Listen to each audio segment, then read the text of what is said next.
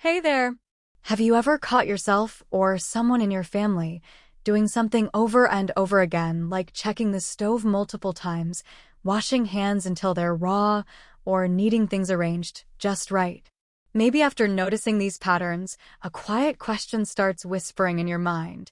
Is this just a family habit, or could it be something deeper? If that's you, know that you're not alone. Many people have noticed similar patterns in their families, wondering if obsessive-compulsive disorder, or OCD, could have roots that stretch back through generations. Today, we'll gently peel back the layers of that question together.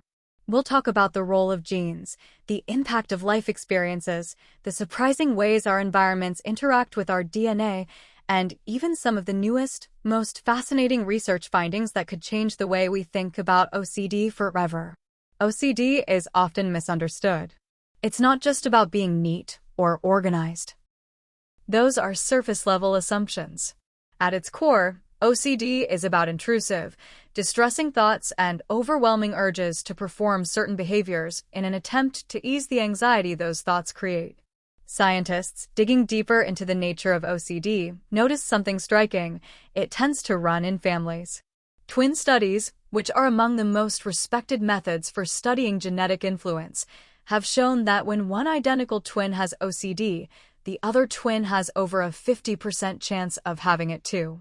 Fraternal twins who share fewer genes show a much lower likelihood, somewhere between 20 to 30%. These numbers hint strongly that genetics are involved, but not in the simple way we once hoped for. There isn't a single OCD gene hiding in our DNA. Instead, many genes each contribute a tiny piece to a larger risk puzzle.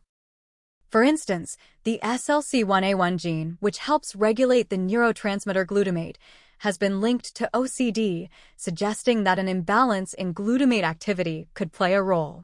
Other genes like HDR2A, involved in serotonin pathways, often tied to mood regulation, have also shown connections.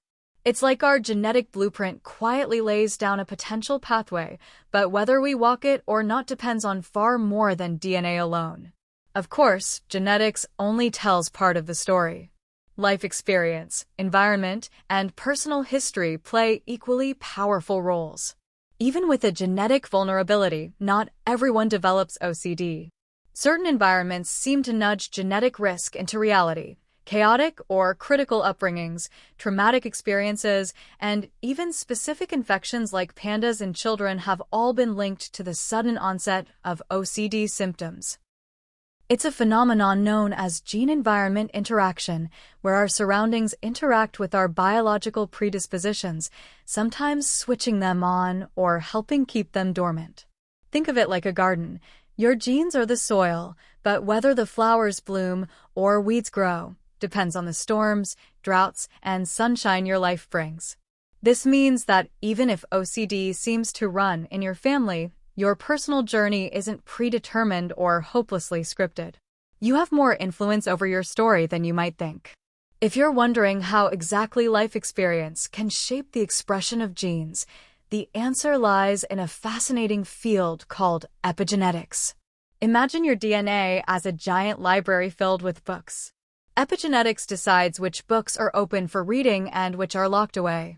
Stress, trauma, nurturing relationships, therapy, and even mindfulness practices can influence which genetic books stay open or shut. Chronic stress can trigger genetic pathways related to anxiety and compulsions, while loving support can help protect against them. This emerging science tells us something beautifully powerful. Our biological wiring isn't static. It's dynamic, responsive, and open to change across our lifetime. In fact, studies show that therapy itself may lead to beneficial epigenetic changes, hinting that healing can happen right down to the molecular level. Recent research has only deepened our understanding of the genetic puzzle behind OCD. In 2023, the International OCD Genetics Consortium completed the largest genome-wide association study ever conducted, analyzing the DNA of over 60,000 individuals.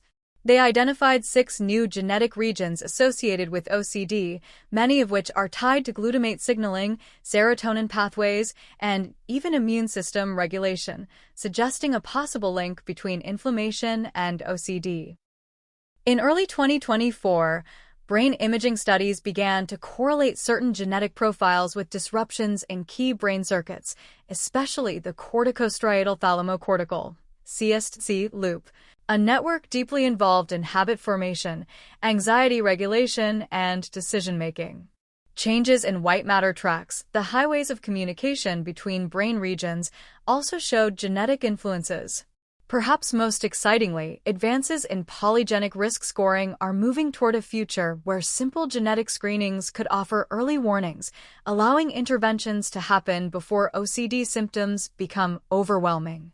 Interestingly, when OCD first appears during childhood, it often carries a heavier genetic footprint than when it develops later in adulthood. Children with early-onset OCD tend to have stronger family histories of the disorder, more compulsions, and often face additional challenges like tics, ADHD, or generalized anxiety. Their OCD symptoms can also be more resistant to certain treatments if not addressed early. In contrast, OCD that arises during adulthood often seems to follow major life transitions, periods of high stress, or significant losses, suggesting that environmental factors may play a greater role. It's as if our genes build a pathway full of potential forks and turns, and different life stages can push us toward one route or another.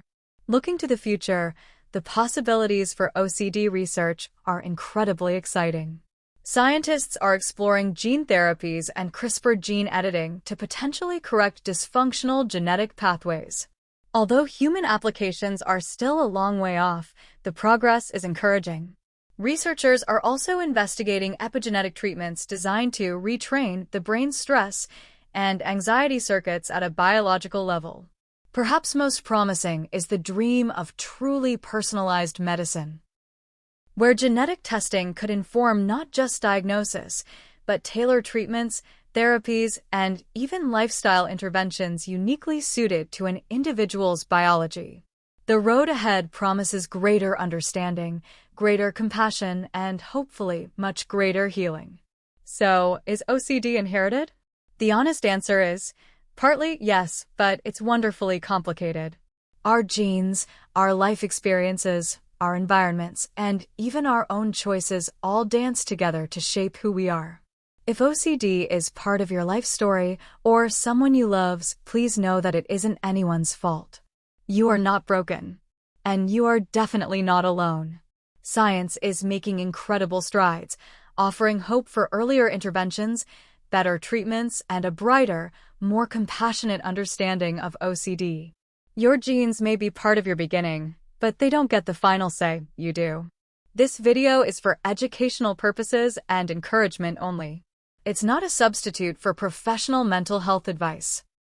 If you or someone you care about is experiencing OCD symptoms, please reach out to a licensed therapist, psychiatrist, or counselor.